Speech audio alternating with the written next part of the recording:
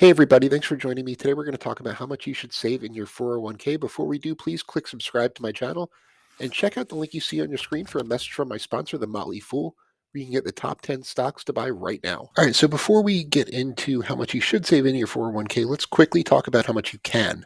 In 2023, employees are allowed to contribute as much as $22,500 to their 401k or other employer-sponsored retirement plan like a 403b, 457, or thrift savings plan, just to name the most common types.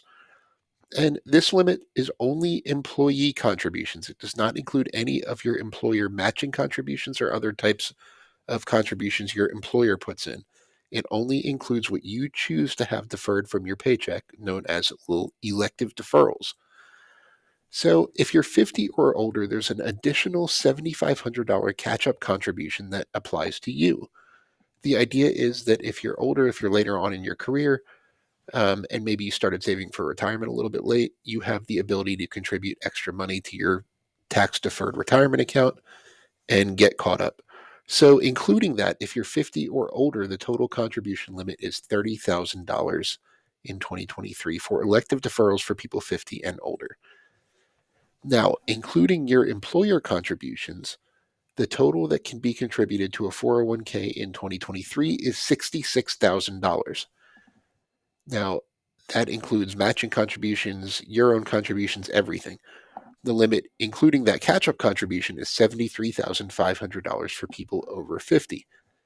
Now, it's important to mention a couple things. One, if you have a solo 401k, you're self employed, you have the ability to open your own 401k, these are the limits that apply to you because you are considered both the employer and the employee if you have your own self employed retirement account. And second, these limits are per person, not per account. In other words, you can't get around them by opening two solo 401ks. You can't get around them by having two jobs and maxing out both accounts. If you have more than one employer sponsored retirement account, these limits tell you how much you can contribute to all of your accounts combined. So, with that in mind, how much should you contribute? Here's the tougher question. You should contribute to your 401k, not necessarily the max. For most people, it's not practical or even necessary to completely max out your 401k. You can definitely provide yourself a nice level of retirement financial security without contributing that, $22,500 to your 401k every year. Now, I'm not trying to discourage you if you have, the income and the desire to be a super saver. It's not a bad idea. I know people who can max out their 401ks every year and are on track to retire in their early 50s. But don't be discouraged if those numbers, if the limits we set on the other slides sound really, really high to you. They are for the majority of people, and they're unnecessarily high for a lot of people. There's no need to have, if you're self employed, in a lot of cases, you don't need to have $70,000 a year in your 401k.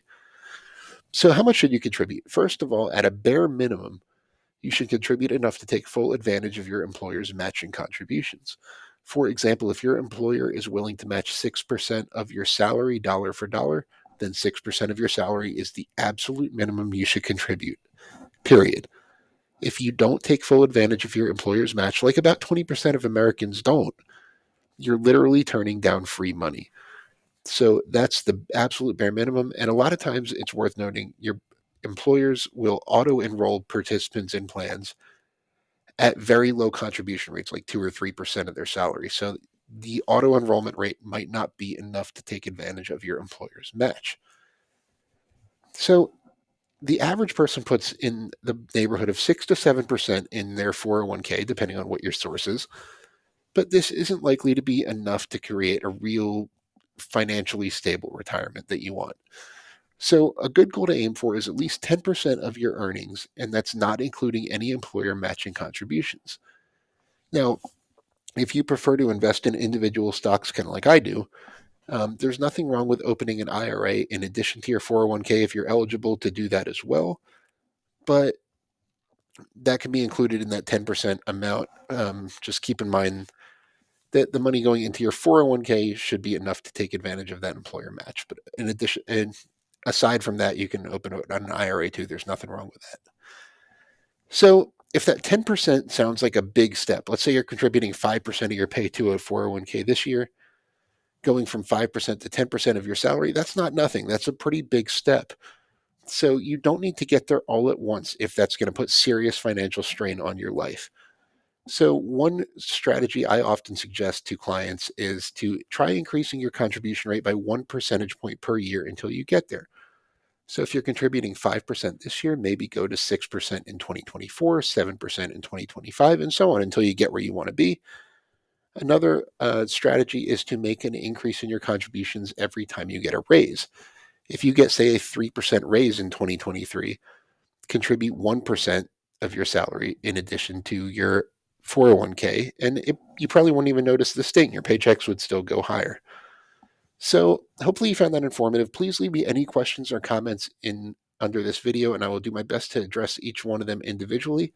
And I'd love suggestions on future retirement topics you'd like to see videos about. Remember to click subscribe to my channel, and thank you very much for joining me.